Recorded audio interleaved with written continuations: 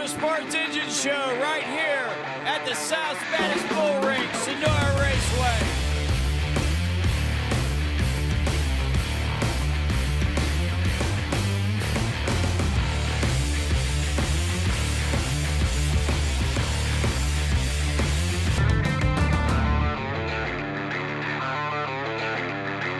It's the Motorsports Engine Show. I'm Michael Coleman. I'm your host. Hanging out with Gumbo Joe. He's got his own fan base nowadays. We appreciate everybody writing in about Gumbo. He's going to make an appearance, matter of fact, the next time we're over at Sonora Raceway. And what a show we got for you tonight. A really special show. Not only is there 50 years of racing on old Gumbo's shirt, but there's 30-plus years of racing with the ever-present and always popular Clint Smith, recently inducted into the Southern All-Stars Dirt Hall of Fame. So here he is, coming at you tonight. It's Clint Smith, the Cat Daddy. Hey, a Motorsports Engine Show right here at the South's baddest bull ring, Sonora Raceway. And I've got a really special guest tonight. It's the Cat Man himself, Cat Daddy Clint Smith. What's going on tonight, Clint? We're just trying to get everybody ready to race and help everybody get going like we kind of do every week. Yeah, it's Independence Week, I know, this week, and that's a great thing. What does that mean to you? I know we won't get into the political end of things and stuff, but what does that mean to you as a racer in America, Independence Day, 244 years right here? It's our independence was great and one of my favorite movies, Independence Day. But, and I think it's just plain and simple. I don't do political is pretty simple with me. I know who I'm voting for, and everybody else, I hope they're doing the same thing. But, man, it's just great to be a freedom. I hope we stay freedom. It's looking shaky from time to time here recently, but hopefully everything we keep going. And, this is I get locked up in our dirt racing world, and the rest of the world kind of don't exist. So our world really hadn't changed.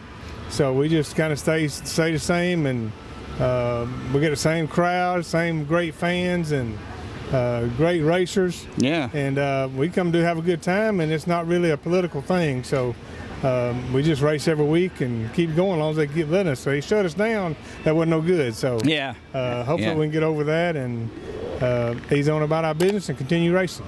Yeah, it's awesome. Really high water mark here, and we talk about high-speed thrills as the first segment we talk about in the Motorsports Engine Show.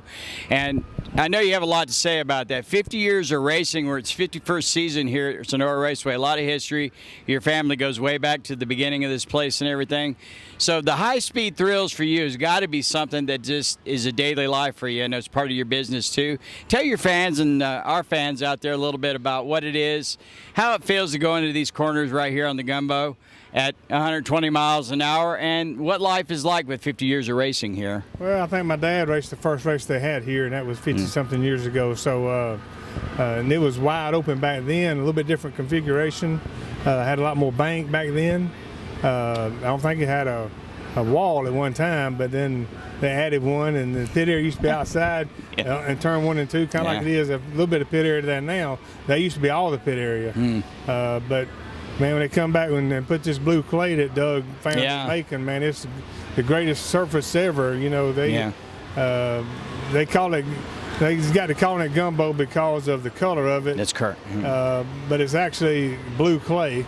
The Gumbo comes out of riverbed, and that's usually Mississippi. So, but man, this place is when it's wet, it's supersonic. So it's we was wide open back when it was red when Massey just first took it over. That stuff was dirty, but it was a fun racetrack also, and you could race on it too. Yeah. So the shape of this racetrack is a great shape for racing, the width of it. And even Doug come in and made it even wider. Yes. So, see, we took out the monster sign running wide open. I think it turned over about 5 times. Yeah. So, we can. We remember. Yeah. We can go pretty fast, but for a track to start off in the 13-second bracket, I think the track record's a 12 something. Yeah. But that's a rare night. But for it to be in the 13-second bracket on a regular basis when super late models in town, and to end up in the 17-second bracket, that's you check with like Lernerville, Pennsylvania. And other racetracks, Pittsburgh, Pennsylvania, some other racetrack, Rossburg, Ohio, up at Eldora. Every racetrack that's great in the country slows down 3 to 4 seconds. That's right. So if you see a racetrack that slows that much, then there's a lot of racing going on. And man, here we've been 5 wide, and that's what I was going to ask you about next. It just seems like week in and week out of all the tracks we go visit, it's 3, 4, and 5 wide here at Sonora every weekend. I'm blown away all the time on. Actually, they have monster wrecks here, yeah, and that's really rare. Yeah, but I think it's because everybody here hasn't raced on this type of surface their whole career. It's been one lane or wide open. You got to get everything you can on a start, and it's hard to race on. And they hadn't learned to race side by side with 2 other cars side by side. So it's getting less and less, but still there's catastrophic wrecks here that blows me away. You go to like Lernerville, Pennsylvania's been that way its whole life. They hardly ever have a caution. Yeah. So it's amazing on how many wrecks and turnovers you get here that you don't get anywhere else. It's this slick. It amazes me how they turn over down the middle of the straightaway, and I'm going, how do they do that? You know? So, but for you personally, I know, let the fans know what it's like for you personally. Still, is the thrill still there when you crank the engine and you line up and you get ready to race out here? Is it still there for you, Clint? Well, it's kind of like a mechanic's car won't run, and detail guy's car looks the worst. Well, we fix about 12 of these things a week. Yeah, you do. By the time we get there for Saturday night, it ain't got the same impact it used to have, I'm going to be honest. But I still love the thrill of victory for sure. But I want to be ready in a winning race car when I arrive. Yes. It does not have any – I'm not coming here to make laps. I'm coming here to win. Yeah. And if we don't win, it's because we wasn't good enough. Yeah. We don't win a lot, so we're not good enough a lot. But when we come here, we think we got a chance to win. We hardly ever come over here half-cocked. Yeah. So that's why I don't come race as much as I used to, because I don't have the manpower that we did have to concentrate on my personal cars versus all my customer cars. So we've took over the tire sales and the fuel sales, and you have on about half the pit area's cars. And by the time we get here, like tonight, I got a car sitting there ready, but my car is customers running my car, Chaz Haskins, because he wants to run a better program. Yeah. So even if it's my car and it's 100% ready.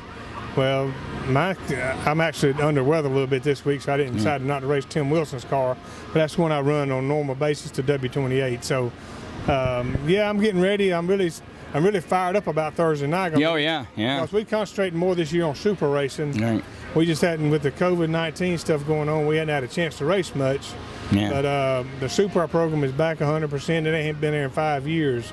So I got to think since the My Kid Junior race, we messed up our good motor, and we finally got it back at the end of the year last year. So now we're ready and just waiting on some good races. And we was decent over here at the first race. We run it and kind of got in a wreck and got tore up a little bit, so we come in.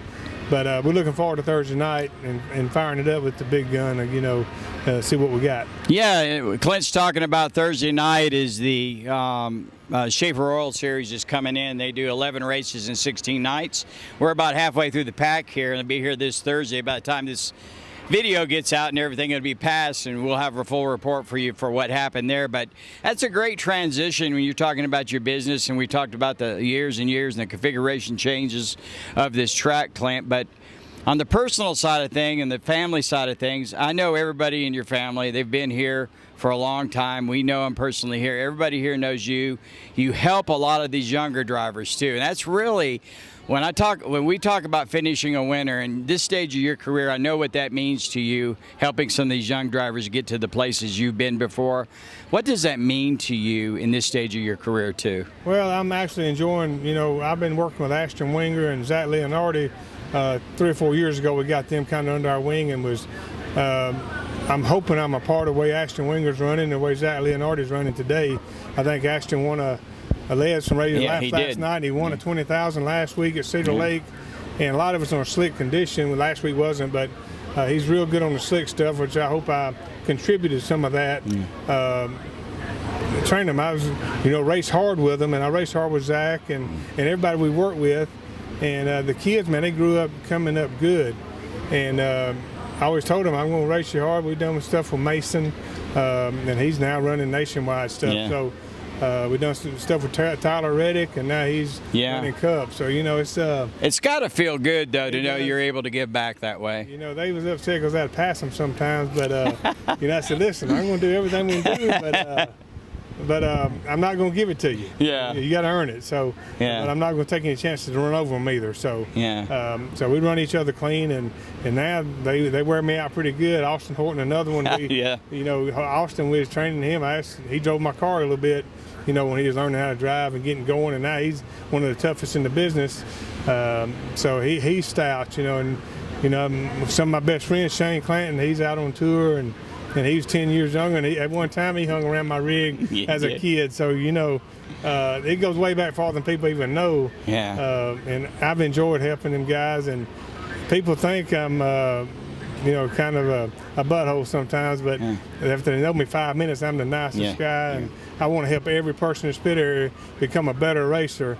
You know, I started helping Dustin Smith last year running Bomber, you know, and I've never worked on a Bomber car. So, but now this year he's really standing out and running good. And I help, you know, Curtis, they big competitors. Yeah, you know? So, but I help every one of them. I show no favoritism. Then now I'm a tech guy down here, so that gives another something in my head I got to keep up with. So, you know, it's that's another reason I'm not racing and teching, because when I used to go somewhere and I got a driver's suit on teching, I didn't like it. So I'm sure none of them guys down there come in, I got a driver's suit on teching. But, you know, the locals probably don't mind it, but the outsiders say, what's this guy teching for, you know?